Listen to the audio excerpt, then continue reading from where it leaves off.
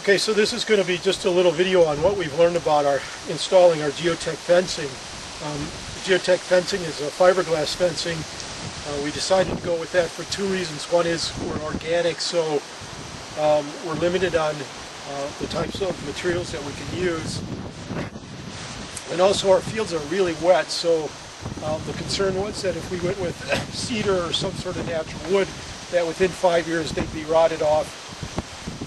Plus you have the issues with the posts heating up in winter. We get a lot of deep frost here in Wisconsin. So we decided to go with GeoTek, even though it's a little more expensive. Actually, when you're installing it yourself, the installation is pretty easy. Easier, I think, than drilling fence posts. Again, our ground is pretty rocky, and sometimes it's hard to even get a 6-inch auger to go in some places. So I think this is going to work out well. I just thought I'd show some tips and tricks that we learned as we install it, and one of it is we decided to go with these 7/8-inch posts. Again, if you go organic in our area, we're required to use these larger 7/8 as opposed to 11/16 posts, and I decided to use these clips. They're the GeoTek clip because they're nice and solid and stiff, and I don't have to drill through the post.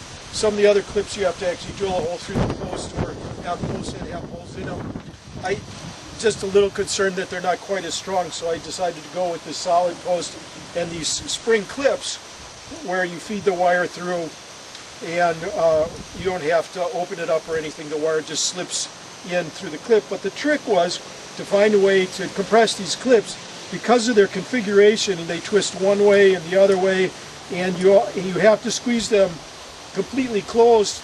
I modified a pair of pliers here, and I don't know if you can zoom in on these pair of pliers, but what I did is if you look from the side, I'll give you a good side one right here. If you look at the side, I cut a deep notch. Initially, just cut a really deep notch, and then if you look from the top, you'll see it's actually moon-shaped, and that moon shape actually mimics the GeoTek clip. So when you squeeze this clip together, also the other modification I made was I drilled, or actually ground the pliers. This is an inexpensive pair of pliers, $3. I ground the receiving hole for the bolt here so that I could put in a larger bolt so that it can't shift to the other position, because it's a real pain otherwise. And you just put it in those two grooves, and when you squeeze it, and again, when you do this, make sure that you only hold this portion. Don't have your fingers up here, because if it does snap back and hits your fingers, it stings pretty good. But normally I don't do this from the side like this. I'm trying to do it so you can see it in the camera. But so there you go. And once it's completely compressed, it's pretty well locked in there, which is nice. If I would have just had a single slot in there, of course it could have popped out, but grinding that moon shape in with my angle grinder really does the trick. And then the other thing I did was I just made up a simple little jig here. It's a block with a hole cut in the bottom, and then a 2x4 that I clamped to my truck, and I just slide them on to our marks, and we're doing it at 36 inches, and then I think it's about every 10 inches and then 6 inches from the top. We're going to embed these 18 inches, so the first wire will be at 18 inches, and then this is going to be a 4-wire installation, which should be good for small and large cattle. So yeah, so I've got a couple of other ideas that I want to show you later on, but that's it for this portion of the video, and then we'll come back later. Okay, I wanted to add one more modification I made to these. If you remember, I told that I made a vertical cut with my angle grinder, and then I cut that moon-shaped so that it would receive the clip, and that was all fine, but the trouble was when you were first trying to clamp it, it would squeeze out sometimes. Once you got it fully clamped, then these moon-shaped notches would engage with the clip and hold it firmly.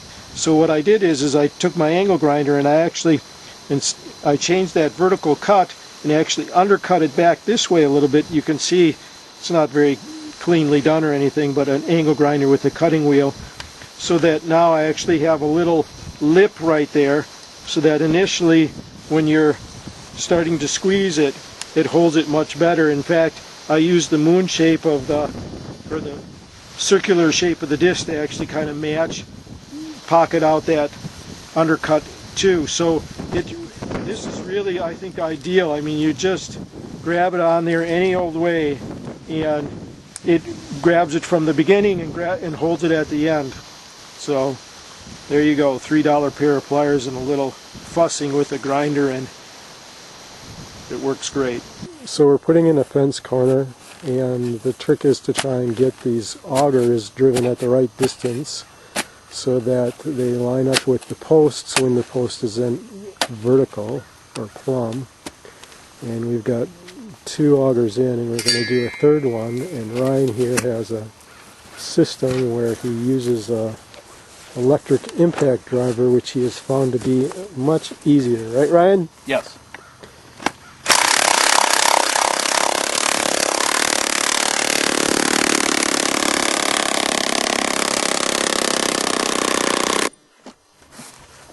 So he starts it at first, and then we slip one of these fiberglass tubes over it and check it for plumb in the right angle. And since these are corners, they have 3 diagonals, corners for gates I should say. They have 3 diagonals, so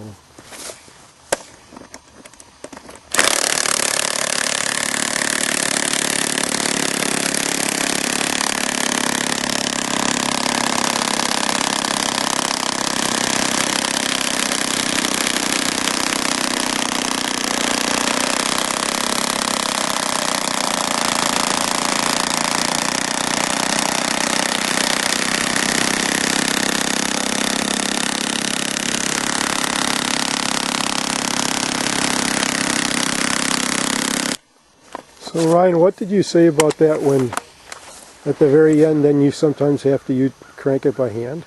Yes, if it doesn't go all the way, but I'm about 2 inches above soil level, and I'm happy with that. Okay, great. So I'm going to just walk over here and show you a corner for a gate that's been installed. So this is a lightweight, this is a 12-foot gate, right, Ryan? Is the gate 12 foot, Ryan? What's that? Yes. So this is a 12-foot gate and lightweight. And you can see these adjusters that they have on here so that you can actually plumb up the side of the gate even though your post may not be perfectly plumb. There's one on the top and there's one on the bottom. And there's no holes that have to be drilled through to attach this gate hardware. It just uses some U-bolts. And that's kind of what one of the corners looks like.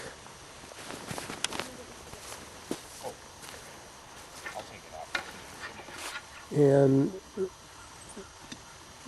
then I'm going to show you one of the fiberglass 7/8 inch poles with the clips that we put on. And the wire's been strung but hasn't been tightened yet. And Ryan uses, again, an electric impact driver with an auger, and augers the holes 18 inches deep for these intermediate posts and just sticks them in. And in order to get them in the right place, he likes to put in the corners. Here we just have a regular corner. Back up so you can see that. And he likes to put in the corners first, and then he stretches one bottom wire, and then he uses that bottom wire to get all the intermediate posts in alignment. And you can see it's a pretty straight line. Not bad. And you can see how he does the wiring here. He just sends it around, doesn't go through a hole or anything. twists it a few times and puts that crimp on it.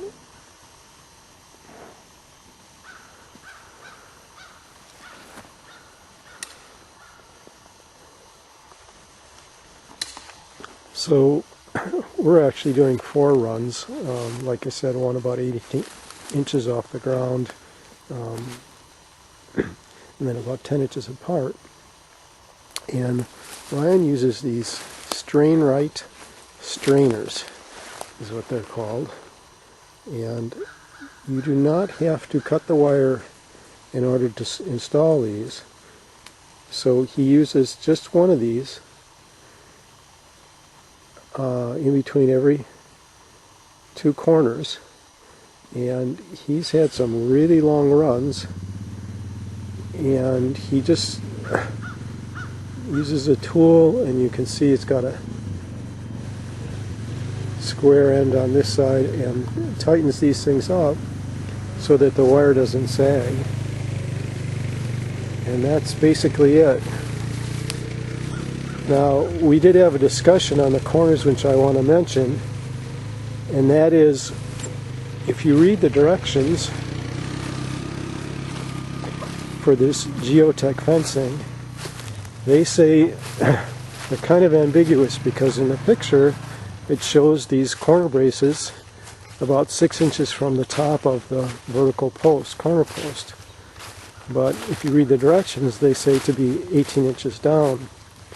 And I think that it's actually better to have them lower, somewhat lower, like that 18-inch mark, I think makes sense. In fact, maybe almost in the middle of wherever the grouping of wires are, because the bottom of this post only has the auger, that, whatever that is, 3/4 inch shaft. And that does not provide a lot of side-to-side resistance. So basically, if you had your braces coming at the very top, and you've got these lower wires pulling hard, I believe you can actually shift that bottom of your vertical corner post just by the tension with the wires, because it's just, there's no size there. So you're not going to get any soil resistance. So I do believe it's important to try and get these diagonal braces to come in lower than you normally would on a corner post. So another trick is to put on these clamps ahead of time so that they get deformed to the right shape, basically, so that when you go to work with them, it's easier to install the bolt in these various pieces.